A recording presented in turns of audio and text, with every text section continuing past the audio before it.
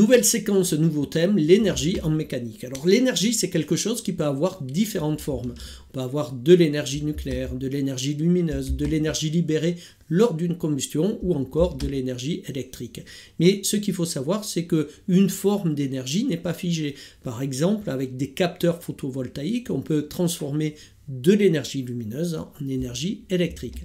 Nous allons nous intéresser à l'énergie en mécanique et commencer par l'énergie cinétique. Alors qui dit mécanique dit étude des mouvements, qui dit mouvement dit vitesse, et qui dit vitesse dit énergie cinétique. Donc je vous laisse regarder cette vidéo qui présente des crash tests de véhicules à différentes vitesses, donc 15 km/h, puis 60, ensuite 120, et pour terminer 190 km/h. On voit que plus la vitesse du véhicule est importante, plus le choc est important. Alors pourquoi? Eh bien tout simplement parce que plus la voiture va aller vite, plus elle va acquérir de l'énergie cinétique, et cette énergie cinétique peut se calculer grâce à la formule 1/2 de mv au carré, où v est la vitesse. Alors on voit que la vitesse a un rôle prépondérant puisqu'elle intervient au carré. Les unités, l'énergie comme toute forme d'énergie est en joules, la masse en kilogrammes et la vitesse en mètres par seconde. Nous sommes dans le système international d'unités. Un exemple d'application, une voiture qui se déplace à la vitesse de 20 mètres par seconde, c'est-à-dire à peu près 70 km/h, qui a une masse de 1200 kg, possède une énergie de 2,4 fois 10 puissance 5 joules. Deuxième échange d'énergie possible, ça va être le travail d'une force. Alors on va prendre exemple ici d'un skieur qui est tiré par un tire-fesse, et la force du tire-fesse sur le skieur est représentée en jaune, on l'appelle F. Alors on va étudier le travail d'une force constante. Qu'est-ce qu'une force constante? C'est une force qui va garder tout au long du déplacement, même direction, même sens et même intensité. Donc ici, ça va être le cas. Alors, dans le cas présent, le tire-fesse va communiquer à l'homme de l'énergie, et cette énergie, c'est le travail de la force F. Donc, on note W travail de la force F pour le trajet AB. Il faut savoir que par définition, le travail de la force F va être égal à F scalaire AB. Et comme vous l'avez vu en mathématiques, F scalaire AB est égal à F fois AB fois cosinus de l'angle alpha. Toujours dans le système international d'unités, la force en newton, AB en mètres, et nous aurons ici un travail en joules. Voici la définition générale donc du travail d'une force, et on voit que là-dedans intervient le cosinus alpha. Or, vous savez que le cosinus d'un angle possède un signe. Alors, si jamais vous avez un angle qui est plus petit que 90 degrés, le cosinus est positif, ce qui veut dire que le travail va être positif. On dit que le travail est moteur. Pourquoi moteur?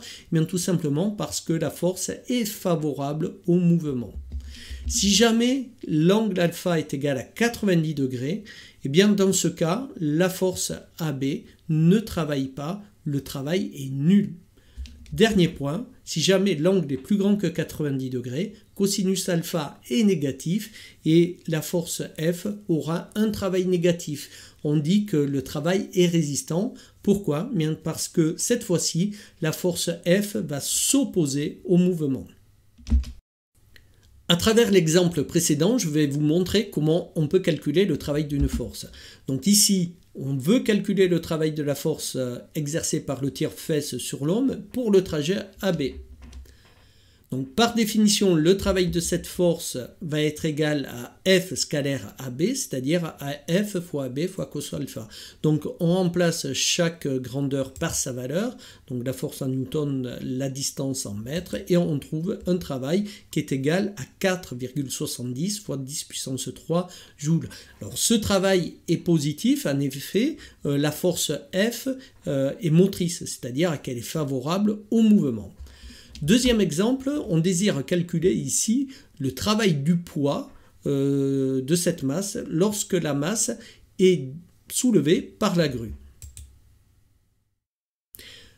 Donc, on revient à la définition du travail du poids. pour le trajet AB, c'est égal à P scalaire AB.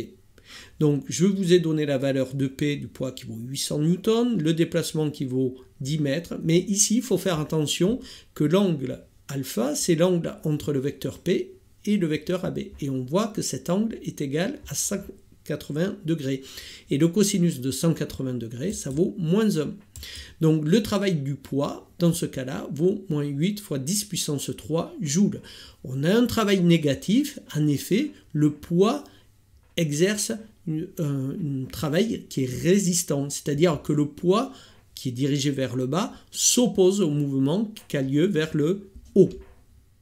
Pour terminer, on va s'intéresser au théorème de l'énergie cinétique. Alors il faut juste arriver à comprendre que lorsqu'une force travaille, il va y avoir un échange d'énergie entre le système et l'extérieur. Alors, le théorème de l'énergie cinétique précise que la variation d'énergie cinétique d'un système en mouvement entre deux points A et B est égale à la somme des travaux des forces exercées sur le système entre ces deux points. Par exemple, nous allons étudier cette situation où le système est la luge avec le chien. Il va falloir s'intéresser à toutes les forces qui sont exercées sur ce système. Nous avons, pour commencer, le poids, donc qui est vertical dirigé vers le bas. Ensuite, la réaction du sol que l'on va supposer être verticale et dirigée vers le haut. Et enfin, la force exercée par le garçon sur la luge.